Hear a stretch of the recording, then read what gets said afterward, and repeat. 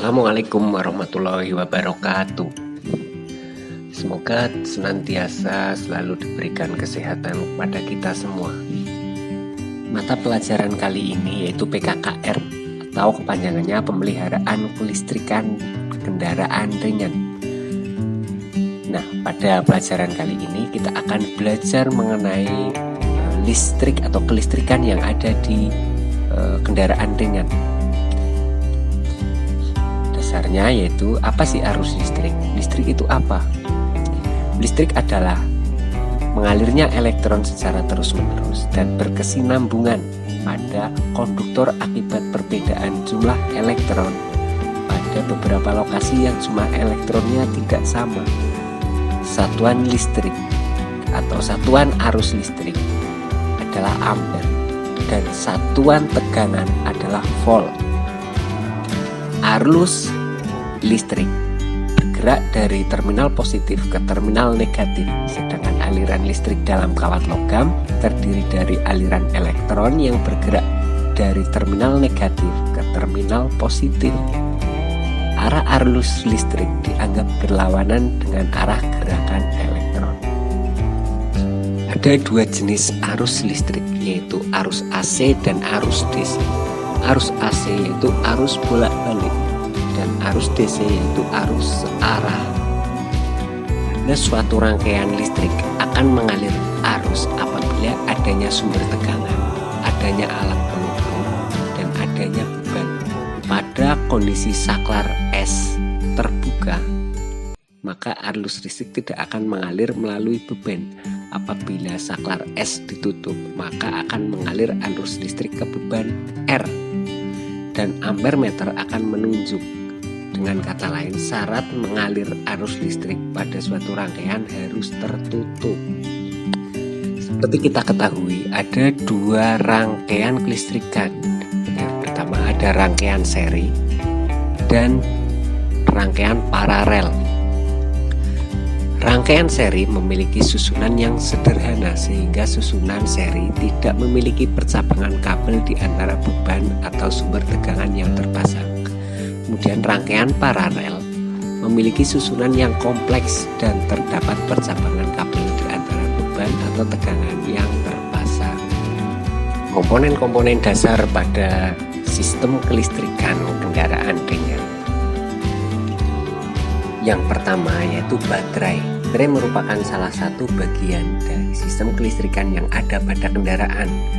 Baterai merupakan alat yang digunakan untuk menyimpan sumber energi listrik melalui proses elektrokimia, yaitu dari proses kimia dirubah menjadi tenaga listrik dan sebaliknya dari tenaga listrik dirubah menjadi proses kimia. Ada beberapa jenis baterai atau aki yang dipakai pada kendaraan. Yang pertama, aki basah. Aki jenis ini paling umum dan paling mudah ditemukan. Aki ini dikategorikan sebagai aki basah karena di dalamnya terdapat cairan elektrolit atau air yang berupa asam sulfat. Di dalam air terdapat kandungan timah antimoni yang berfungsi sebagai penguat timbal atau baterai. Sayangnya timah antimoni ini gampang menguap sehingga air aki pun lebih cepat habis. Kemudian yang kedua, aki kering. Meski aki atau baterai ini namanya aki kering, bukan berarti tidak ada cairan di dalamnya. Kalau aki dibuka, Anda tetap akan menemukan cairan elektrolit. Hanya saja cairan elektrolit di dalam aki kering memiliki kandungan timah kalsium yang relatif lebih hemat dan tidak gampang menguap. Kemudian ada aki kalsium. Aki mobil jenis ini terbuat dari kalsium sehingga penamaannya pun jadi aki kalsium. Aki ini memiliki tingkat penguapan yang jauh lebih rendah daripada aki kering maupun basah sehingga diklaim menjadi yang paling irit. Menariknya lagi, aki kalsium memiliki daya tahan baterai yang sangat baik dalam penyaluran listrik. Namun memang aki kalsium memiliki harga relatif tinggi, apalagi mengingat jumlahnya terbatas terbatas dan kurang populer di Indonesia. Kemudian ada aki MF-AGM. MF-AGM adalah singkatan dari Maintenance Free Absorbent Glass Mat. Keunggulan dari aki MF-AGM adalah adanya teknologi yang membuat air aki terperangkap di dalam separator khusus. Aki ini sering dipakai pada kendaraan off-road. Aki jenis ini lebih unggul pada daya tahan dan kekuatan dibanding aki lainnya. Yang paling penting lagi, meskipun mobil dalam keadaan miring, aki tidak akan tumpah dan tetap bekerja sebagaimana mestinya. Kemudian yang kedua ada fuse atau yang biasa kita kenal dengan sekring. Fuse atau sekring adalah suatu komponen yang berfungsi sebagai pengaman dalam rangkaian kelistrikan. Fuse ini pada dasarnya terdiri dari sebuah kawat yang halus dan pendek yang akan meleleh serta terputus apabila dialiri oleh arus listrik yang berlebihan dan juga hubungan arus pendek atau short circuit di dalam sebuah peralatan elektron. Bentuk fuse atau sekring yang paling sering ditemukan yaitu pada bentuk tabung serta juga pisau atau blade. Fuse yang berbentuk tabung atau silinder sering ditemukan di peralatan listrik rumah tangga. Sedangkan jika fuse yang berbentuk pisau atau blade ini lebih sering digunakan pada bidang otomotif atau kendaraan bermotor. Nilai fuse biasanya tertera pada badan fuse itu sendiri maupun diukar pada terminal fuse. Adapun nilai fuse atau sekring, nilai satuan fuse biasanya ditandai dengan tanda ampere. Berikut ini adalah simbol fuse atau sekring.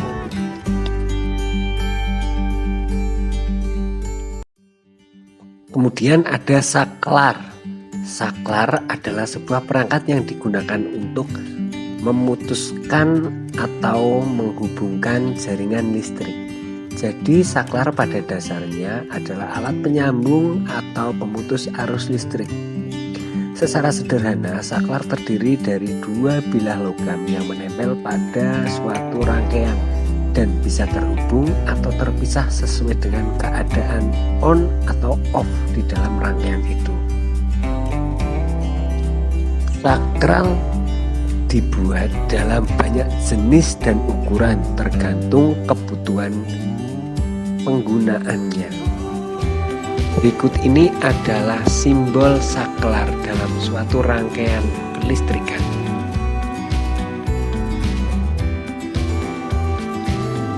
Kemudian ada relay. Relay adalah sebuah komponen elektronik yang merupakan sebuah saklar atau switch yang digunakan untuk mengendalikan sebuah rangkaian kelistrikan. Relay menggunakan prinsip kerja elektromekanikal sehingga dapat dioperasikan dengan mengaliri arus listrik untuk menghasilkan mekanis.